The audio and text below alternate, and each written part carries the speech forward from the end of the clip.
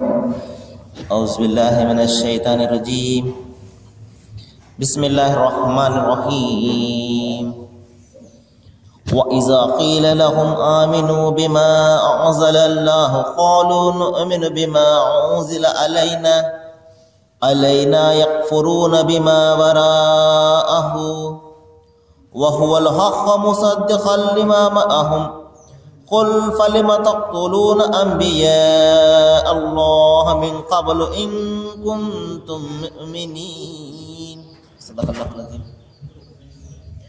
అనంత కరుణామయుడు, అపార కృపాశీలుడు, పాలకుడు, పోషకుడు, సర్వలోక ప్రభు అయిన అల్లాహ్ శుభనామంతో ప్రారంభిస్తున్నాను. సోదరులారా, సోదరీమణులారా, అయ్యలారా, అమ్మలారా, అస్సలాము అలైకుం రహమతుల్లాహి వబరకాతు.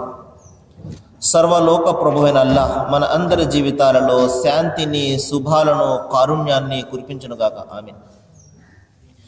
ఇంతవరకు మీ ముందు మానవులందరి మార్గదర్శక గ్రంథం, దేవుని చివరి గ్రంథమైనటువంటి దివ్య ఖురాన్ నుండి 2వ అధ్యాయం నుండి 91వ వాక్యం యొక్క అరబీ మూలంను మీ ముందు పఠించడం జరిగింది. సోదరులారా, దైవము మానవాళికి మార్గదర్శకత్వాన్ని ప్రసాదించడం జరిగింది. ఈ మార్గదర్శకత్వము ప్రతి కాలంలో కూడా, ప్రతి భాషలో కూడా ఇది అవతరించింది. అంతిమ గ్రంథము దివ్య ఖురాన్లో దైవము 4 గ్రంథాలను గురించి ప్రస్తావించడం జరిగింది. అది ఒకటి ఏమిటంటే, మూసా ప్రవక్త అంటే మోషే ప్రవక్తకు తౌరాత్ను నేను ప్రసాదించాను అని చెప్పడం జరిగింది. ఈ తౌరాత్ అనేది ప్రవక్త మోషే వారికి లభించినటువంటి 10 ఆజ్ఞలు. మరియు నేడు మనము బైబిల్ గ్రంథంలో చూస్తున్నటువంటి పాత నిబంధన గ్రంథంలో మొదటి 5 గ్రంథాలలో ప్రవక్త మోషే వారికి దైవం అవతరింపజేసినటువంటి తౌరాత గ్రంథంలోని ముఖ్యాంశాలు మనం చూడగలం.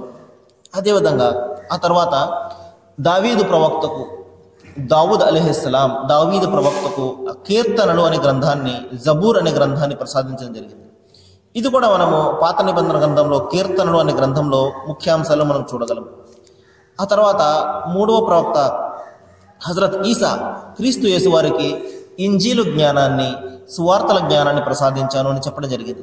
ఇది మనము కొత్త నిబంధన గ్రంథంలో సువార్తలు అనే గ్రంథాలలో ముఖ్యాంశాలు మనము చూడగలం.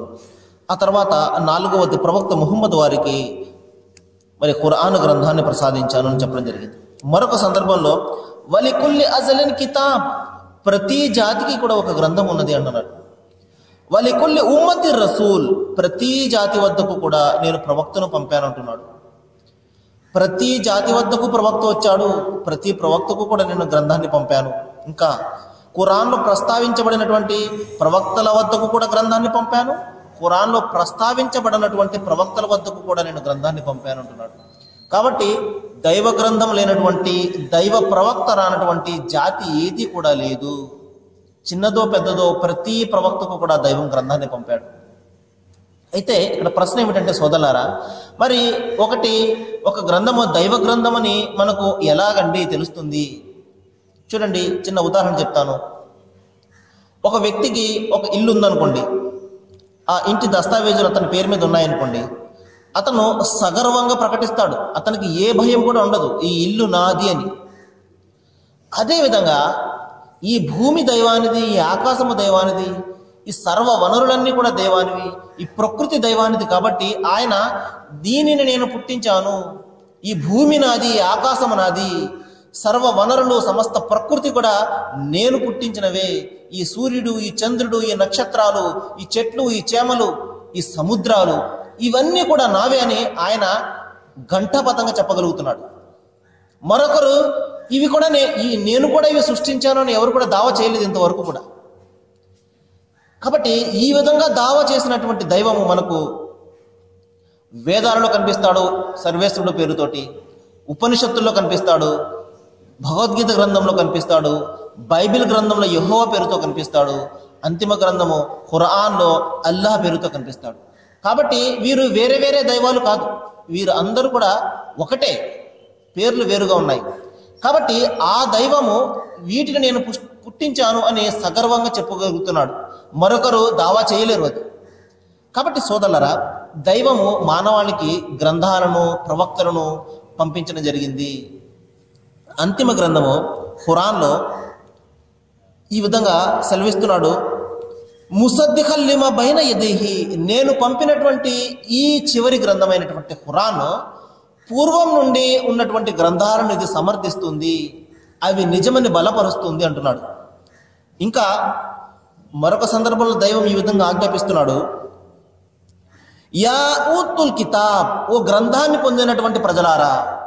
ఆ గ్రంథం ఏదైనా కావచ్చు, తౌరాత్ కానీ, ఇంజీల్ కానీ, పాత నిబంధన కానీ, ఇంకా వేదాలు, ఉపనిషత్తులు, భగవద్గీత, ఏదైనా కూడా ఆ గ్రంథాన్ని పొందినటువంటి ఓ ప్రజలారా, ఆమెను బిమా నజ్జల్నా, ఇప్పుడు నేను ప్రసాదించినటువంటి ఈ అంతిమ గ్రంథము ఖురాన్ను మీరు విశ్వసించండి. ఎందుకు? ముసద్దిఖల్ లిమా మఅకుం, ఇది మీ వద్ద ప్రారంభం నుండి ఉండే గ్రంథాలను ఇది సమర్థిస్తుంది. ఏ దైవమైతే ఆ గ్రంథాలను పంపించాడో అదే దైవము చివరిగా ఈ గ్రంథాన్ని అవతరింపజేశాడు. కాబట్టి మీకు ఆ దైవం పట్ల మీకు విశ్వాసం ఉన్నట్లయితే, మీరు నిజంగా విశ్వాసులము మేము అని మీరు ప్రకటించుకుంటూ ఉన్నట్లయితే, ఇప్పుడు పంపినటువంటి ఈ గ్రంథాన్ని కూడా మీరు విశ్వసించండి, మీరు నిజమైన విశ్వాసులైతే. ఎందువలనంటే ఆ దైవమే పంపినటువంటి గ్రంథం ఇది. కాబట్టి ఇంకొక సందర్భంలో దైవం ఈ విధంగా చెప్తున్నాడు, ఇది మీ వద్ద మొదటి నుండి ఉండినటువంటి గ్రంథాలను ఇది సమర్థిస్తుంది. కాబట్టి మీరు అందరికంటే తిరస్కరించేవారుగా అవ్వకండి. మరి చూడండి సోదరులారా, మరి మదీనా నగరంలో యూదులు ఉండేవారు.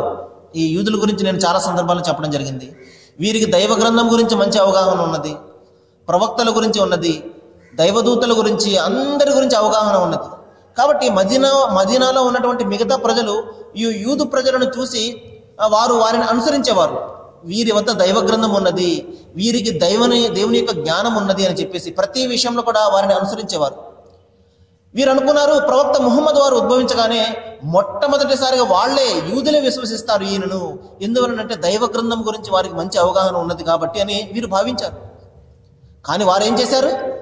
మా జాతిలో ప్రవక్త ఉద్భవించలేదు, మేము తక్కువగా భావించే అరబ్బుల్లో ప్రవక్త ఉద్భవించాడని తిరస్కరించడం జరిగింది. అందుకనే దైవం హెచ్చరిస్తున్నాడు, ఓ ప్రజలారా, దైవ గ్రంథాన్ని పొందినటువంటి ఓ ప్రజలారా, ఆ గ్రంథము బైబిల్ గ్రంథమే కావచ్చు, పాత నిబంధన కావచ్చు, లేకపోతే వేదాలు, ఉపనిషత్తులు, భగవద్గీత, ఏ గ్రంథమైనా కావచ్చు, గ్రంథాన్ని పొందినటువంటి ప్రజలారా, మీరే దీన్ని తిరస్కరించేవారుగా మారకండి, మీరే మొట్టమొదట దీన్ని తిరస్కరించేవారుగా మారకండి, జాగ్రత్త సుమాని హెచ్చరించడం జరిగింది. కాబట్టి దైవం ఇక్కడ ఏం ఆజ్ఞాపిస్తున్నాడు అంటే, వారితో అల్లా అవతరింపజేసినటువంటి ఈ గ్రంథాన్ని విశ్వసించండి అంటే వారు అంటారు, లేదు, మా వద్దకు ఏదైతే గ్రంథం ఉన్నదో దానిని మాత్రమే మేము విశ్వసిస్తాము, మిగతా గ్రంథాలను మేము విశ్వసించము అని వారు అంటారు. కాబట్టి వారు తమ గ్రంథం కానటువంటి ఏదైనా అది సత్యమైనప్పటికీ కూడా, చూడండి ఎంత విచిత్రమైనటువంటి విషయము. సహజంగా మనిషి సత్యం ఎక్కడున్నా దాన్ని అంగీకరించాలి. ఈ మనిషి యొక్క తత్వం ఇది. చూడండి, ఉదాహరణకు మనకు బాగా జబ్బు చేసిందనుకోండి, మనము మంచి డాక్టర్ దగ్గరికి వెళ్తాం. అతను బాగా వైద్యం చేస్తాడా లేదా అన్నదే మనం ఆలోచిస్తాం తప్పించి, ఆ డాక్టరు అతను అనుసరించే మతం ఏమిటి, అతని కులం ఏమిటి, ఇవేమి కూడా మనం పట్టించుకోం. అతను వైద్యం చేస్తున్నాడా బాగా లేదా, ఇదే మనకు కావాలి. కానీ మనము దైవ గ్రంథం విషయంకి వచ్చేసరికి ఏం చేస్తున్నాము? నా వద్ద ఉన్న గ్రంథమే నేను నమ్ముతాను, మిగతాది నాకు అనవసరమని ఇక్కడ మనిషి భావిస్తున్నాడు. ఒకవేళ మిగతా గ్రంథం సత్యం బోధిస్తున్నప్పటికీ కూడా, ఏ దైవమైతే మా గ్రంథంలో ఉన్నాడో ఆ గ్రంథంలో కూడా అదే దైవం ఉన్నాడు అని సత్యము తేటతెల్లం అయినప్పటికీ కూడా ఈ మనిషి విశ్వసించడానికి ముందుకు రాడు. చూడండి ఎంత విచిత్రమైనటువంటి పరిస్థితి. దైవం ఇదే చెప్తున్నాడు, తమ వద్ద ఉన్న గ్రంథాన్ని ఇది సమర్థిస్తున్నప్పటికీ కూడా, సత్యమని వారికి స్పష్టంగా తేటతెల్లం అయినప్పటికీ కూడా వారు దానిని తిరస్కరిస్తారు. దైవం ఒక ప్రశ్న వేస్తున్నాడు యూదులకు, ఏమని? ఒకవేళ మా వద్ద వచ్చినటువంటి గ్రంథమే మేము విశ్వసిస్తాము అని మీరు అంటూ ఉన్నట్లయితే, మీరు నిజమైనటువంటి విశ్వాసులు అయితే మరి దైవం యొక్క ప్రవక్తలను, అల్లా ప్రవక్తలను మీరు ఎందుకు చంపుతూ వచ్చేవారు? చూడండి ఎంత విచిత్రమైనటువంటి విషయము. లేదండి యూదులు అంటారు మా వద్ద ఉన్నటువంటి గ్రంథమే మేము విశ్వసిస్తాము అని వారు నిజంగా అన్నట్లయితే, మరి మూసా తర్వాత మోషే తర్వాత అనేక మంది ప్రవక్తలను వారు చంపివేశారే, ఎందుకు చంపివేశారు? దీని గురించి క్రీస్తు యేసు వారు బైబిల్ గ్రంథంలో చెప్తారు. మరి నీతిమంతుడైనటువంటి హేబేలు రక్తము మొదలుకొని బరకీయ పుత్రుడకు జకర్యా వరకు కూడా మీరు చిందించినటువంటి పరిశుద్ధుల రక్తము మీ మీదకు వచ్చునంటారు. ఇంకా యెరూషలేమును ఆయన శపిస్తూ, ఓ యెరూషలేమా యెరూషలేమా, నీ వద్దకు వచ్చిన వారిని రాళ్లతో కొట్టు చంపుదానా, రాళ్లతో కొట్టుతూ నువ్వు చంపేదానివి అని ఆయన యెరూషలేమును శపిస్తారు. అంటే యెరూషలేమును శపించడం అంటే అందులో ఉన్నటువంటి యూదులను, ఆ యూదులు ఏం చేసేవారు? ప్రతి ప్రవక్తను కూడా చంపివేసేవారు. సత్యాన్ని బోధించే ప్రతి ప్రవక్తను కూడా చంపివేసి గర్వంగా చెప్పుకునేవారు, మేము పలానా ప్రవక్త తల తీసేసామని, మేము పలానా ప్రవక్తను ఈ విధంగా చిత్రహింసలు పెట్టి చంపామని వారు గర్వంగా ప్రకటించుకునేవారు. అందుకనే శపించడం జరిగింది క్రీస్తు యేసు వారు. ఓ యెరూషలేమా, నీ వద్దకు వచ్చిన వారిని నువ్వు రాళ్లతో కొట్టుతూ ఉండదానా, నువ్వు సర్ప సంతానం అని చెప్పేసి ఇక్కడ యూదులను ఆయన శపించడం జరిగింది. కాబట్టి ఇక్కడ దైవం కూడా అదే ప్రశ్నిస్తున్నాడు. ఒకవేళ మీ వద్దకు వచ్చినటువంటి గ్రంథమే మీరు విశ్వసించేవారైతే మోషే తర్వాత అనేక మంది ప్రవక్తలు మీరు చంపివేశారే, ఎందుకు చంపివేశారు? మరి వారందరూ కూడా సత్యాన్ని బోధించిన వారే కదా. మరి మూసా ఇచ్చినటువంటి గ్రంథంలోని విషయాన్ని కూడా వారు కూడా ధృవీకరించేది. మరి అలాంటప్పుడు వారిని ఎందుకు మీరు చంపివేశారు? దైవం ఇక్కడ ప్రశ్నించడం జరుగుతుంది. చూడండి, ఇంకొక విషయాన్ని కూడా దైవం ఇక్కడ జ్ఞాపకం చేస్తున్నాడు. మరి ఎన్ని స్పష్టమైనటువంటి నిదర్శనాలను మోషే మీ వద్దకు తెచ్చాడు. చూడండి, ఒక్కసారి మనం జ్ఞాపకం తెచ్చుకుందాం. మరి బనీ ఇశ్రాయేల్ ప్రజలను ఆ ఫిరౌన్ అనే భయంకరమైనటువంటి ఒక రాజు, క్రూరుడైనటువంటి ఒక రాజు చిత్రహింసలకు గురి చేసేవాడు.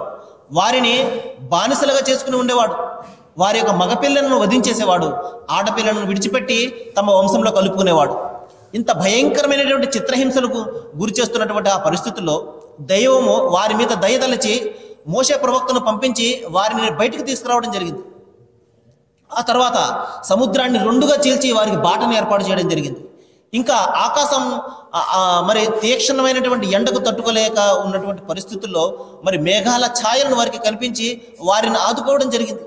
ఇంకా వారు తిండి లేక మలమలమాడే పరిస్థితుల్లో ఆకాశం నుండి మన్ సల్వా అనే ఆహారాన్ని కూడా వారికి దించడం జరిగింది. ఎన్ని అనుగ్రహాలు, ఎన్ని ఉపకారాలు పొందుతూ ఆ తర్వాత ప్రవక్త మోషే వారిని దైవము సినాయి కొండ వైపునకు తౌరాతును ప్రసాదించడం కోసము, 10 కమాండ్మెంట్స్ 10 ఆజ్ఞలను ప్రసాదించడం కోసము పిలిచినప్పుడు ఆయన అటు వెళ్ళగానే వీరు మరి ఒక ఆవు దూడను తమ ఆరాధ్య దైవంగా తీసుకోవడం జరిగింది. చూడండి, మరి బలహీనమైనటువంటి, ఎవరి మాట కూడా వినలేనటువంటి, జవాబు కూడా ఇవ్వలేనటువంటి ఆ మూగజీవిని వారు ఒక ఆరాధ్య దైవంగా వారు మార్చుకోవడం జరిగింది. దైవం ఇదే ప్రశ్నిస్తున్నాడు. మీకు ఈ మాత్రం కూడా జ్ఞానం లేకుండా పోయిందా? ఆ మూగజీవి మీ మాటలను వింటుందా? మీకు సమాధానమైన పలుకుతుందా? ఒక్కసారి మీ మనసు పెట్టి ఆలోచించండి. ఎన్ని అనుగ్రహాలను దైవం మీ మీద కురిపించాడే. ఒక్కసారి ప్రవక్త అటు వెళ్ళగానే మీరు ఈ విధంగా ఒక మూగజీవిని ఈ విధంగా ఆరాధ్య దైవంగా మార్చుకున్నారు. కాబట్టి సోదరులారా, మనము కూడా ఆలోచించవలసిన సమయం వచ్చింది. మనం కూడా ఆలోచించాలి. మనము స్వయంగా మన చేతులతో చేసినటువంటి జీవాలు కానివ్వండి, లేకపోతే ఈ విధమైనటువంటి రూపాలు కానివ్వండి, మనము ఈ విధంగా అంతటి మహోన్నతుడైనటువంటి దైవాన్ని మన చేతులతో మనము తయారు చేసే వాళ్ళమా? ఒకసారి ఆలోచించండి. బైబిల్ గ్రంథంలో దైవం చెప్తున్నాడు, మరి ఆకాశములు మహాకాశము కూడా ఆయనను పట్టజాలవే, ఆయనకు భూమి ఏమాత్రం సరిపోతుంది? అంతిమ గ్రంథం ఖురాన్లో దైవం ఒక సందర్భంలో చెప్తున్నాడు, ప్రళయ దినాన్న ఆయన కుడి చేతిలో సప్తాకాశాలు చుట్టబడి ఉంటాయి, ఆయన ఎడమ చేతిలో సమస్త విశ్వం కూడా, భూగోళం సమస్త విశ్వం కూడా పిల్లవాని చేతిలో బంతి మాదిరిగా ఇమిడి ఉంటుంది. అంతటి ఉన్నతమైనటువంటి, ఏమాత్రం కూడా మన ఆలోచనలకు అందనటువంటి ఆ యొక్క దేవుని యొక్క స్వరూపాన్ని మనము మన చేతులతో తయారు చేసే అంత స్థాయి అనేది ఒకసారి ఆలోచించండి. కాబట్టి ఇక్కడ దైవం ఏం చెప్తున్నాడంటే, ఒక్కసారి మీ ప్రవక్త నుండి వెళ్ళగానే మీరు ఒక మూగజీవిని ఆరాధ్య దైవంగా తీసుకున్నారు. మీరు మీ ఆత్మలకు అన్యాయం చేసుకున్నారు. మీరు దుర్మార్గం చేశారు. ఆ తర్వాత మరొక ఉపకారాన్ని కూడా మీకు జ్ఞాపకం తెచ్చుకోండి. మేము తూరు పర్వతాన్ని మీ మీదకు నిలిపి మీతో ఒక ప్రమాణాన్ని చేయించాం. మరి మూసా ప్రవక్త వారు తౌరాత గ్రంథాన్ని 10 కమాండ్మెంట్స్ తీసుకుని ఆయన తిరిగి రాగానే మరి తన జాతి వారిని చూచి ఆయన కోపంతో వారిని శపించడం జరిగింది. నేను వెళ్ళి ఇంతకాలం కూడా కాలేదే, ఒక 40 దినంలోనే మీరు మీ విశ్వాసం ఈ విధంగా మారిపోయిందా? చూడండి, మన విశ్వాసం కూడా మారిపోతూ ఉంటుంది. కష్టాలు వస్తే మారిపోతుంటాయి, ఏదైనా నష్టాలు వస్తే మన విశ్వాసం మారిపోతుంటుంది. మనము ఈ విధంగా మన విశ్వాసాలు మారిపోతుంటాయి, మన దైవాలు కూడా మారిపోతుంటాయి. ఈ విధంగా కేవలం నేను వెళ్ళిన 40 రోజులకే మీకు మీ దైవాన్ని మర్చిపోయారా? మరి సంవత్సరాల తరబడి ఫిరౌన్ యొక్క బానిసత్వం నుండి మిమ్మల్ని బయటకు తీసినటువంటి ఆ యొక్క దేవుని యొక్క ఉపకారాలు కేవలం 40 రోజుల్లోనే మీరు మర్చిపోయారా? చూడండి సోదరులారా, మనము బిడ్డ కోసము ప్రార్థిస్తూ ఉంటాము. మరి బిడ్డలు కలగకపోతే బిడ్డ కోసము అనేక రకాలుగా ప్రార్థించి మరి ఆ బిడ్డ మన ప్రార్థనలకు ఫలంగా బిడ్డను ప్రసాదించగానే దైవము వెంటనే ప్రసాదించినటువంటి దైవాన్ని మనము మర్చిపోయి మరి ఆ దైవానికి సాటి కల్పించడం మొదలు పెడతాము. పలానా ఆయన వారి ద్వారా మాకు బిడ్డ పుట్టాడు, పలానా దర్గాకు వెళ్తే మాకు బిడ్డ పుట్టాడు అని చెప్పేసి ఈ విధంగా దేవునికి సాటి కల్పించడం ప్రారంభిస్తాం. దైవం ఈ విధంగా చెప్తున్నాడు, కష్టాలలో అయితే మీకు దైవం జ్ఞాపకం వస్తాడు, కానీ ఆ కష్టాలను తీర్చి ఆయన మీకు సుఖాన్ని ప్రసాదించగానే మరి వెంటనే మీరు ఆ దైవానికి సాటి కల్పించడం మొదలు పెడతారు. ఎంత దుర్మార్గులు మీరు అని చెప్పేసి దైవం ఇక్కడ మన మనస్సులను తట్టి లేపుతున్నాడు. ఆ తర్వాత ఆ ప్రవక్త మోషే వారందరినీ కూడా తీసుకుని వెళ్ళి మళ్ళా ఒక ప్రమాణాన్ని చేయించడం జరుగుతుంది దేవుని చేత. ఏమని? మేము ఈ విధంగా ఒక మూగజీవిని మేము ఆరాధ్య దైవంగా చేసుకుని, ఒక ఆవుదూడని మేము ఆరాధ్య దైవంగా చేసుకుని మా ఆత్మలకు అన్యాయం చేసుకున్నామో దైవమా, మళ్ళా ఈ పని మేము ఎన్నడూ కూడా చేయము, మమ్మల్ని క్షమించు అని చెప్పేసి దైవం చేత ఒక ప్రమాణాన్ని చేయించడం జరిగింది. ఆ తర్వాత దైవం ఒకటి చెప్తున్నాడు, సరే ఇప్పుడు నేను క్షమిస్తున్నాను, నేను మీకు ఉపదేశాలను ప్రసాదిస్తున్నాను తౌరాత గ్రంథం రూపంలో, వాటిని మీరు జాగ్రత్తగా పాటించండి సుమా, మళ్ళా మీరు దాని నుండి మరలారంటే మిమ్మల్ని భయంకరమైనటువంటి నరకంలోనికి తోసివేస్తాను అని ఆజ్ఞాపించినప్పటికీ కూడా ఆ తర్వాత వారు అన్నారు, మేము వింటాము కానీ మేము దాన్ని అనుసరించము. చూడండి ఎంత దుర్మార్గులైనటువంటి మనుషుల వాళ్ళు. మరి దేవుని ముందు వారు ప్రమాణాలను చేసిన తర్వాత వారు అంటున్నారు, మేము వింటాము కానీ మేము విశ్వసించము. అంతే, మేము వింటాము ఒక చెవి నుండి మరొక చెవి నుండి వదిలేస్తాము. అవి మా మనసులో ఎంత మాత్రం కూడా స్థానం సంపాదించుకోలేవండి. మనం చాలా వింటుంటాము, చాలా మేము చూస్తుంటాము, కానీ ఏది కూడా మా మనసుకు తట్టదండి అని చెప్పేసి ఏ విధంగా అయితే మనము ఈ రోజున భావిస్తున్నామో వారు కూడా ఆ విధంగా భావించేవారు. దైవం ఇక్కడ చెప్తున్నాడు, మరి మీ హృదయాలు అసత్య ఆరాధనతోటి ఆ మూగజీవి మీద ప్రేమతోటి నిండిపోయాయి. దైవం యొక్క ప్రేమ హృదయం నుండి తొలగిపోయి దాని స్థానంలో మూగజీవి పట్ల ప్రేమ వచ్చేసింది. చూడండి, మీకు కల్పించేవాడు ఆ దైవము, కానీ మీరు ఏమీ వినలేనటువంటి కనలేనటువంటి ఆ మూగజీవిని మీరు ఈ విధంగా ఆరాధిస్తున్నారు అని ఇక్కడ దైవము ఆజ్ఞాపిస్తున్నాడు. మరి మీరు విశ్వాసులైతే మీరు ఇటువంటి చేష్టలు ఎందుకు చేస్తున్నారు? చూడండి సోదరులారా, ఒక విషయం చెప్పి నేను ముగిస్తాను. దైవము ఎంత కరుణామయుడు అంటే, ఎంత అనుగ్రహాలను మనం కురిపిస్తున్నాడు అంటే, మరి 100% మంది ఆయన అనుగ్రహాలను పొందుతూ ఆయనను తిరస్కరించేవారే, ఆయనను కాదన్నవారే, ఆయనకు సాటి కల్పించేవారే. వాన ఒకరి నుండి పొందుతున్నాము, మనము కృతజ్ఞతను ఇంకొకరికి చెల్లిస్తున్నాము. ఎండ ఒకరి నుండి పొందుతున్నాము, కృతజ్ఞతను ఇంకొకరికి చెల్లిస్తున్నాము. అన్ని వనరులు పొందుతున్నాము ఒకరి నుండి, కృతజ్ఞతను ఇంకొకరికి చెల్లిస్తున్నాము. కానీ దైవం మన పట్ల ఆయన ఆగ్రహం చూపించడం లేదు సోదరులారా. తనను ఆరాధించడం లేదు కదా ఆయన వానను ఆపడం లేదు, ఎండను ఆపడం లేదు, గాలిని ఆపడం లేదు, దేన్ని కూడా ఆపడం లేదు. ఆయన అంత కరుణామయుడు. మరి చూడండి, ఒక విషయం చెప్తాను. మరి ప్రళయం రోజున మరి తీర్పు దినం అయిపోయిన తర్వాత ఒక 2 వ్యక్తులు భయంకరమైనటువంటి పాపాలు, ఘోరాలు, నేరాలు చేసి నరకాగ్నిలోనికి తోసివేయబడతారు. వారు ఆ నరకాగ్నిలో మలమల మాడుతున్నప్పుడు బిగ్గరగా కేక వేస్తూ అరుస్తుంటారు. అప్పుడు దైవం వారిని పిలుస్తాడు, ఏమిరా, నేను ఏమైనా మీకు అన్యాయం చేశానా? ఈ విధంగా ఎందుకు అరుస్తున్నారు మీరు నరకంలో అని చెప్పగానే, లేదు దైవమా, నీవు మాకు ఏవి కూడా అన్యాయం చేయలేదు, అన్ని వ్యవహారాలు మాకు చెప్పావు, కానీ మా బుద్ధి గడ్డి తినింది, మేము ఎన్నడూ కూడా విశ్వసించలేదు, మేము ఎన్నడూ కూడా వినలేదు. ఈ విధంగా ప్రోగ్రామ్స్ ద్వారా, ఈ విధంగా మస్జిద్ నుండి, లేకపోతే ఈ విధంగా కరపత్రాల నుండి, ఈ విధంగా సాహిత్యాల నుండి మాకు దైవం యొక్క మాటలు మాకు వినిపించేవి, కానీ మేము పట్టించుకునే వాళ్ళము కాదు. మా ఆత్మలకు మేము అన్యాయం చేసుకున్నాము, కానీ నీవు మాకు అన్యాయం చేయలేదు అని వారు ఈ విధంగా చెప్పడం జరుగుతుంది. అప్పుడు దైవం వాళ్ళతోటి, సరే పొండి, నరకంలోనికి పొండి అనగానే ఒక వ్యక్తి వెళ్ళి నరకంలో దూకేస్తాడు. మరొక వ్యక్తి ఆ దైవం యొక్క సింహాసనాన్ని చూస్తూ అక్కడే ఉండిపోతూ ఉంటాడు.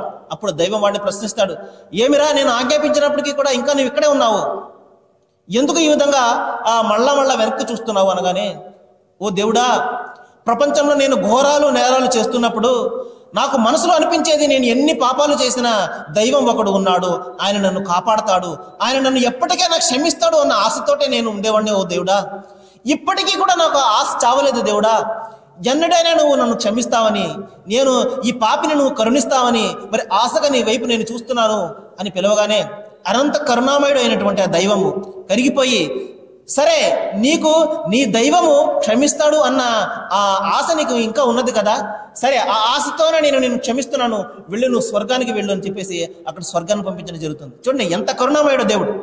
మరి మరొక వ్యక్తి ఎవడైతే చెప్పగానే నరకంలో దూకివేశాడో వారిని పిలిచి, ఏమిరా నేను చెప్పగానే ఇల్లు దూకేశావు అనగానే వాడు అంటాడు, ఓ దేవుడా, ప్రపంచంలో ఉన్నప్పుడు నీ ఏ ఒక్క ఆజ్ఞను కూడా నేను పాటించేవాడిని కాదు, నీవు ఆరాధన చేయమనేవాడు నేను ఆరాధన చేసేవాడిని కాదు, మరి నీవు సాటి మానవుని ఆదరించాలి అని నువ్వు ఆజ్ఞాపించేవాడు, ఆ ఆజ్ఞను కూడా నేను పాటించేవాడిని కాదు, ప్రపంచంలో ఏ ఒక్క ఆజ్ఞ కూడా నేను పాటించలేదు, కనీసం ఈ రోజైనా నీ ఆజ్ఞ పాటించాలని నువ్వు ఆజ్ఞ రావడం వెంటనే నరకంలోనికి పోయి దూకేశాను దేవుడు అనగానే, సరే నా ఆజ్ఞ అంటే నీకు అంత ఇష్టమా అని దైవం కరిగిపోయి అతనికి స్వర్గాన్ని ప్రసాదించడం జరుగుతుంది.